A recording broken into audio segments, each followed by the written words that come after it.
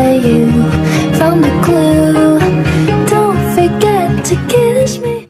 I used to hear a simple song.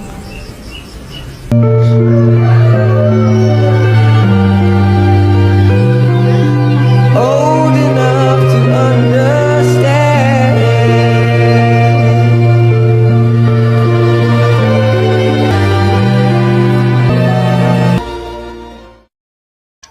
Halo teman-teman semuanya, perkenalkan saya Vera Dwi Astuti. Pada kali ini kita akan membahas tentang morfologi dan anatomi pada tumbuhan. Langsung saja ke pembahasannya. Nah, jadi di sini ada yang tahu nggak sih apa itu morfologi? Nah, morfologi adalah ilmu biologi yang mempelajari bentuk dan struktur tubuh makhluk hidup, seperti contohnya pada tumbuhan yang akan kita bahas pada materi kali ini. Kita akan mempelajari bagian-bagian pada tumbuhan secara keseluruhan, bagaimana ciri-cirinya, dan juga yang lainnya. Oke, langsung saja ke pembahasan. Jadi teman-teman, di sini udah ada nih bagian-bagian pada tumbuhan, antara lain ada daun, buah, bunga, batang, dan juga akar. Mari kita bahas satu persatu. Nah, yang pertama kita bahas yaitu akar.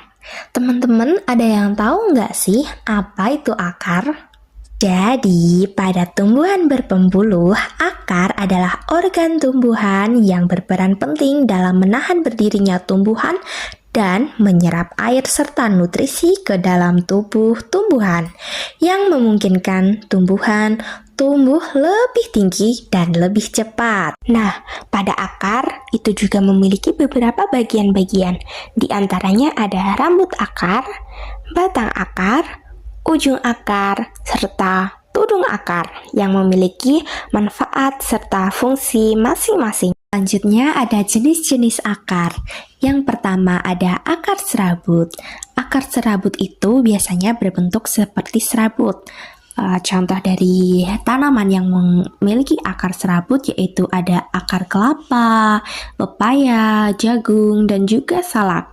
Yang kedua ada akar tunggang. Akar tunggang memiliki akar tunggang utama. Contohnya seperti tumbuhan berakar tunggang, yaitu kopi, cabai, kacang kedelai, kacang tanah, mangga, kopi, dan lain-lain. Selanjutnya, yang kedua, kita akan membahas mengenai batang. Batang merupakan salah satu bagian dari tubuh tumbuhan. Selain sebagai tempat pelekatan daun, bunga, dan buah, batang juga berfungsi sebagai jalan pengangkutan air dan zat-zat mineral yang terlarut di dalamnya. Pada beberapa tumbuhan, batang digunakan sebagai tempat penyimpanan makanan cadangan. Batang memiliki dua jenis. Yang pertama ada batang berkayu dan yang kedua ada batang basah. Batang berkayu memiliki kambium sehingga batang bertambah besar. Contoh dari batang berkayu yaitu ada pohon jati dan juga mangga. Sedangkan pada batang basah memiliki batang yang lunak serta berair. Contoh dari batang basah yaitu ada batang bayam, kangkung, dan pisang. Yang ketiga ada daun. Daun adalah salah satu organ tumbuhan yang tumbuh dari ranting. Biasanya berwarna hijau karena mengandung klorofil yang berfungsi utama sebagai perangkap energi dari cahaya matahari untuk berfotosintesis. Daun juga memiliki beberapa jenis. Yang pertama yaitu ada daun menyirip. Daun menyirip merupakan daun yang memiliki struktur tulang dan menyirip seperti pada sirip ikan. Contoh dari tanaman daun menyirip adalah antara lain ada tanaman jarak, tanaman kacang panjang, tanaman sukun, dan tanaman bunga kertas. Yang kedua ada daun melengkung. Daun melengkung merupakan daun yang memiliki tulang daun berbentuk seperti garis-garis melengkung dengan ujung-ujung tulang daun yang terlihat menyatu. Contoh dari daun melengkung yaitu ada daun waru, daun gadung, daun genjer, dan daun sirih. Yang ketiga ada daun lurus. Daun lurus adalah jenis daun yang memiliki bentuk yang memanjang dan biasanya memiliki tepi yang rata. Daun ini seringkali tumbuh secara berlawanan atau berseling pada tanaman. Contoh tanaman yang memiliki daun lurus yaitu ada tanaman jagung, tanaman padi, tanaman bambu, serta masih banyak lagi. Dan yang keempat ada daun menjari. Jenis daun ini memiliki tulang berbentuk seperti susunan jari tangan. Dari ujung tangkai daun keluar beberapa tulang yang memencar layaknya jari-jari pada tangan. Contoh dari daun menjari yaitu ada daun singkong, daun pepaya, daun kapas, dan masih banyak lagi. Daun juga memiliki beberapa fungsi bagi tumbuhan, yaitu yang pertama ada tempat terjadinya proses fotosintesis, yang kedua sebagai alat pernapasan tumbuhan, yang ketiga ada tempat terjadinya penguapan, yang keempat ada bunga. Bunga adalah alat reproduksi tumbuhan yang memiliki bentuk indah dan warna yang memikat.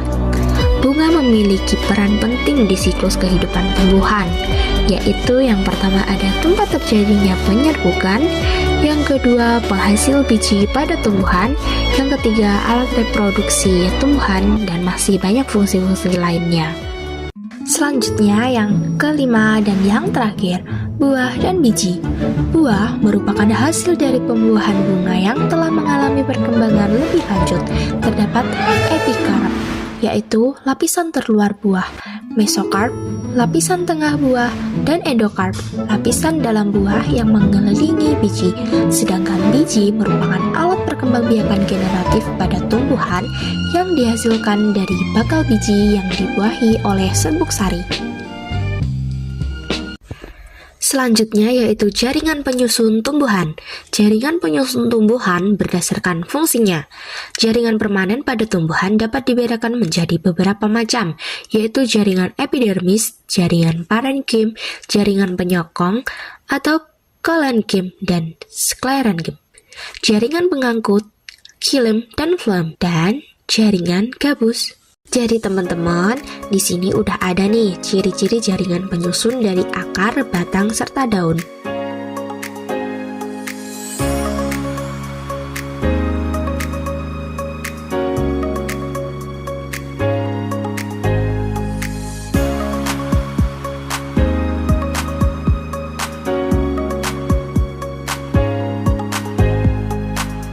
Berikut ada persamaan dan perbedaan antara struktur anatomi akar dan batang. Untuk menguji pemahamanmu pada materi kali ini, silahkan kerjakan soal-soal berikut. Untuk mengoreksi benar salahnya, jadi kalian silahkan cek materi dari awal sampai akhir. Jadi kesimpulan yang bisa kita ambil pada materi hari ini yaitu morfologi dan anatomi pada tumbuhan, yaitu mempelajari bentuk dan struktur luar organ tumbuhan seperti akar, batang, daun, bunga, dan buah, serta biji, membantu kita mengidentifikasi dan memahami adaptasi pada tumbuhan. Anatomi tumbuhan menyelidiki struktur internal, termasuk sel, berbagai jenis jaringan seperti meristem, jaringan dasar, jaringan pengangkut, serta jaringan pelindung yang membentuk organ-organ tersebut.